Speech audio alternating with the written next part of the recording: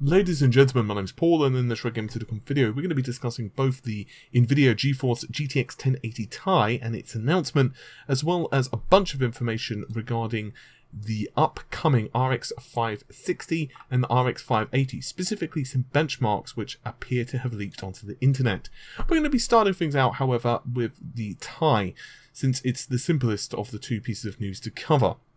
So, if you go to GeForce.com right this moment, assuming you're watching within the next 6 days or so, you'll notice a countdown which pops up leading to a GDC 2017 event. So we assume it's going to be the GeForce GTX 1080 Ti which is announced, because on the front page it says it's almost time with the Ti bolded and hashtag Ultimate GeForce. It's fair to say that this card has been a long time coming. It's just a bit curious because we all know that there's either going to be a Pascal refresh or possibly Volta. Now, I did mention a few days ago that Volta was spotted in drivers, the latest Nvidia drivers, but obviously that's probably very early engineering samples, so there is still at least probably some months away if you were to buy the Ti. The biggest question, however, is how it's going to play against Vega, which we'll go into in just a second. We don't know all of the details about the Ti, to say the least, by the way. All we do know is that the card will feature about 10 gigabytes of RAM, assuming the leaks were accurate, and once again, assuming it's accurate, 3,328 CUDA cores. This configuration should put it to be quite beastly. Obviously not quite up to scratch with, let's say, the high-end Titan X Pascal, but certainly a nice jump over the GTX 1080. How, of course, that's going to be in terms of pricing, well, we can only just guess. So, I did say that we're also going to be discussing the Vega side of things. So we're going to start this out two different ways. First of all, the 500 series, because the RX580 has popped up in numerous Ashes of the Singularity benchmarks. And the interesting thing about this is videocards.com managed to spot this. This is being tested on an Intel i7-5820K. The scores we're seeing here represent a frame rate of 52 frames per second, assuming you're running at the standard 1080p. But it's clear it does say the RX580, and that's with an Intel i7-5820K. The interesting thing, however, is also listed the 560 with the same CPU, but also the frame rate of 34.3 frames per second, with a total score of 3300 compared to the 7100 of the other CPU. Couple of things, we're assuming, of course, that this is accurate.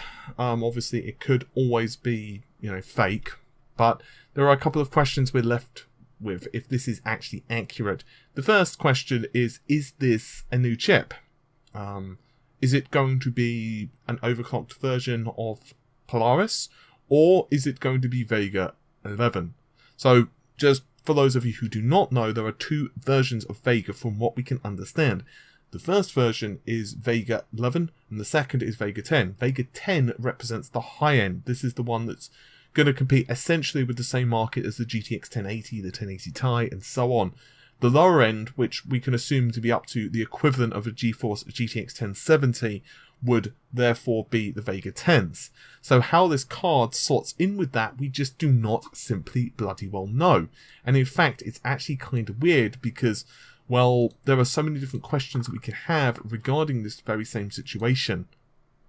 From what I can tell, there are going to be some Polaris rebrands, but there are also going to be some cards which is based upon the Vega architecture.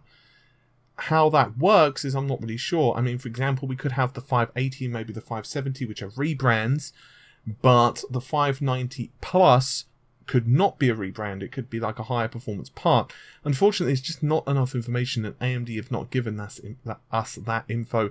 Hopefully, we'll learn more about it in the Capsation event. Theoretically, I can imagine that Vega 11 will feature GDDR5, possibly 5X, because it doesn't make sense for it to be a HBM2 part, because that basically means you've got an entire different memory controller. I don't think that's going to be the case. But, very interestingly, computerbase.de did snag a couple of images of the high-end Vega, which we can assume to be Vega 10, and it does look to have exactly the same configuration as you would expect from a high-end card. It's got a 8 plus a 6-pin connector, and it does look rather snazzy. Obviously, it's still not exactly final production silicon, to say the least, but the performance of the card is said to be very good. Now, a while ago, we did cover the fact that 80% currently of AMD's engineering team are working on Vega drivers. This basically means that the drivers so far we've seen in the public domain are not anywhere close to being finished.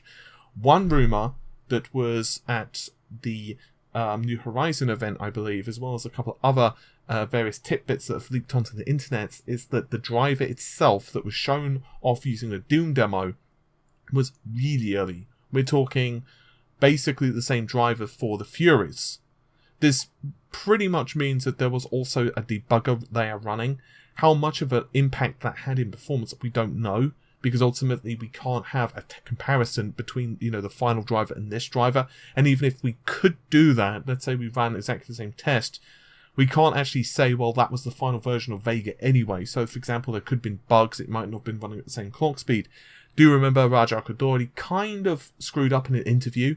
He did say that it was the high-end Vega that was being shown off, but he admitted that it wasn't the final configuration of the device. In other words, it had not settled on clock speed. Now, it doesn't take a genius to start doing maths on the final floating point performance of the card, and we do know that it is going to be putting out a considerable amount of T-flops for single precision.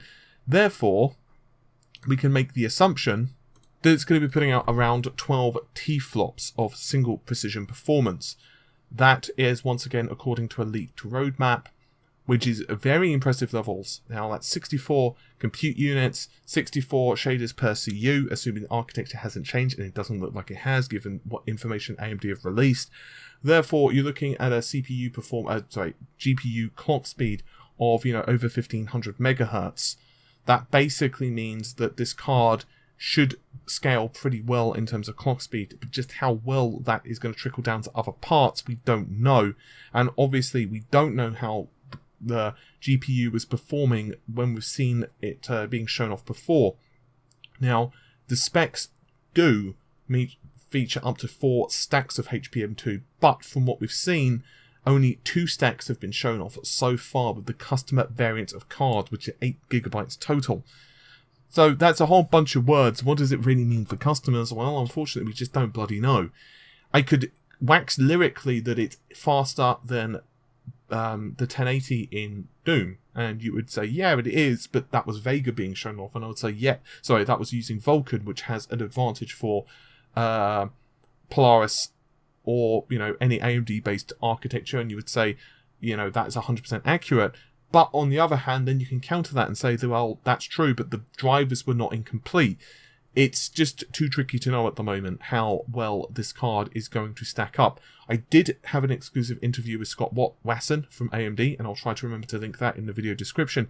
They did mention to me in a live interview that the technology they've unveiled for Vega so far is not all of it, by any stretch of the imagination. In fact, he said only about 50% of the changes of the actual architecture have been publicly unveiled. So there is a lot of stuff that has not been finalized, it's not been publicized yet.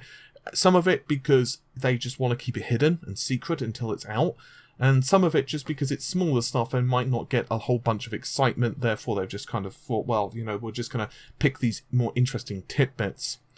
The final thing I'd like to mention in this video, and I was going to kind of admit this, but I decided just to add it in anyway. There has been another benchmark which has popped up on the Ashes of the Singularity website. Some folks believe it might be an early performance of the GeForce GTX 1080 Ti. It's basically running crazy 4K and scores at 6,000. Unfortunately, it's very ambiguous because it just says Nvidia graphics device, so it's pretty much reaching. It could be anything that's running this. It could be, a GeForce GTX 1080. It depends on graphic card drivers, what if they were doing internal testing, and a bunch of different stuff. So I wouldn't put a whole bunch of stock into this. I would, take it with a pinch of salt until we know anything else. With that all said, we will, of course, be covering the Vega lineup as it comes out. We'll also be naturally covering Ryzen, since we're going to be pre-ordering the CPUs ourselves and doing some benchmarking on them. And, well, yeah, just a lot of testing over the next couple of days, actually. I think it's pretty much going to be my life is going to be stuck on the seat, if you will. So hopefully you'll stick with us. But with all of that said, take care of yourselves. Bye for now.